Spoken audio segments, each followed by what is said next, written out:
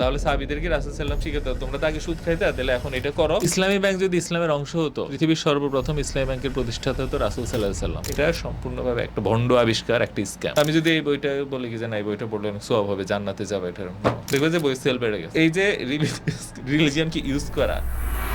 আচ্ছা, এখানে একটা কথা বলে নেই, ইসলামী ব্যাংকের পিছিয়ে ইসলাম কতটুকু, এটা নিয়ে যেহেতু মন্তব্যই করেছো। ইসলামী ব্যাংক যদি ইসলামের অংশ হতো, পৃথিবীর সর্বপ্রথম ইসলামী ব্যাংকের প্রতিষ্ঠাতা হতো রাসূল সাল্লাল্লাহু আলাইহি ওয়াসাল্লাম অথবা তার সাহাবীরা। অনেকে বলে না, ওই যুগে ব্যাংক ছিল না, একদম ডাহা মিথ্যা কথা। ব্যাংকিং 5000 বছর আগেও ছিল, 2000 বছর আগেও ছিল, এবং সবচেয়ে বড় ব্যাপার হচ্ছে সুদ সব সময় ছিল। তো বর্তমানে ব্যাংক ইসলামাইজেশন করা হয়েছে এই কারণে না যে মানি ট্রান্সফারটা আগে অন ইসলামিক ছিল, মানি ট্রান্সফার ইসলামিক করব, এই কারণে না যে ব্যাংকের রিসিপ্টটা, ব্যাংকের এই কাগজের পাতাটা অন ইসলামিক ছিল, পাতাটা ইসলামিক করব। অনলি প্রবলেম ব্যাংকিং সেক্টরে সুদ। এমন না যে ব্যাংকের লকার হচ্ছে অন ইসলামিক জিনিস, এমন না যে কি বলে ব্যাংকে টাকা গোনা হচ্ছে অন ইসলামিক জিনিস, লাইট ফ্যান অন ইসলামিক জিনিস। অনলি প্রবলেম ছিল সুদ। মানে ইসলামিক যুগে আসে যখন, তার আগেই ছিল, তাই না? তাহলে যদি এটার এরকম একটা ইসলামিক কিছু একটা থাকতো, তাহলে সাহাবীদেরকে রাসূল সাল্লাল্লাহু আলাইহি ওয়াসাল্লাম শিখাতো, তোমরা তো আগে সুদ খাইতে, তাহলে এখন এটা করো, বাস সব হালাল হয়ে যাবে। এতগুলা যুগ পার হয়ে গেছে। অনেকে বলে না, আসলে মডার্ন ব্যাংকিং ফাইন্যান্স অনেক কিছু হাবিজাবি বলে। এখন আমার কথা হচ্ছে যে মডার্ন ব্যাংকিং ফাইন্যান্স এগুলো তো ইউরোপে 1700-1800 সালেই ছিল। তো ওই সময় মুসলিমদের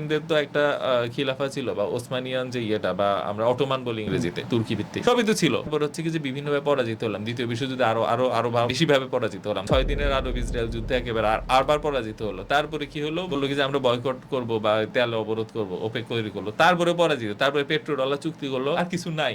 এই অবস্থায় ইসলামিক ব্যাংকিং আসলো, আর প্রেসক্রিপশনে আসলো। সেটা নিয়ে কথা বললে তো আবার আরেক দিকে চলে যাবে। ইসলামের প্রেসক্রিপশন তো না, বরং আমি যতটুকু তথ্য পেয়েছি সেটা ওয়ার্ল্ড ব্যাংক এবং আইএমএফ এর পক্ষ থেকে বলা হয়েছে যে না, তোমরা এটার সিস্টেমটার মধ্যে আসো। আর তখন না বলার কোনো সুযোগও নাই, সত্যি কথা বলতে। তখন হচ্ছে কি যে একটা কিছু তৈরি করা হইলো। তো এখন বলা হচ্ছে এটা নাকি ইসলামের অংশ, কিন্তু ইসলাম পরিপূর্ণ। এই ঘোষণাটা দেওয়া হয়েছে কোন সময়? বিদায় হজের সময়। এটা সুদ কিন্তু রকেট সায়েন্স না যে আসলে পৃথিবীতে নতুন করে আবিষ্কারের কিছু। সুদ ঐতিহ্যবাহী একটা জিনিস। তো বর্তমানে যেভাবে আমরা ঘুরে এটা সুদটা খেয়ে ফেলতেছি, এটা চাইলে যেই কোনো যুগেই বাস্তবায়ন করা যেত। বলতো তুমি এখানে আসো, এখানে আসো, এভাবে কাগজটা করে দেয়, লিখে দাও, সব হালাল হয়ে যাবে। এটা সম্পূর্ণভাবে একটা ভণ্ড আবিষ্কার, একটা স্ক্যাম। এই জিনিসটা ইসলামের নামে চালায় দেওয়া হচ্ছে। কেন? কারণ ইসলামের প্রতি আমাদের ভালোবাসা। ইসলামের নামে যা চালাও সেটা কি বাজারে চলবে। আমি যদি এই বইটা বলি কি যে না, এই বইটা পড়লে অনেক সওয়াব হবে, জান্নাতে যাবে, এটা দেখবে যে বই সেল বেড়ে গেছে। এই যে রিলিজিয়নকে ইউজ করা, মানে ফর সেলফ ফুলফিলিং পারপোজ, এই জিনিসটা খুব বেশি হয়েছে, এবং বেশি হওয়ার ফলে আবেগে অনেকে টাকা ঢুকাইছে। এখন যখন বললো না আমার আবেগ শূন্য হয়ে গেছে, সব আবার একসাথে টাকা বের করে ফেলতেছে।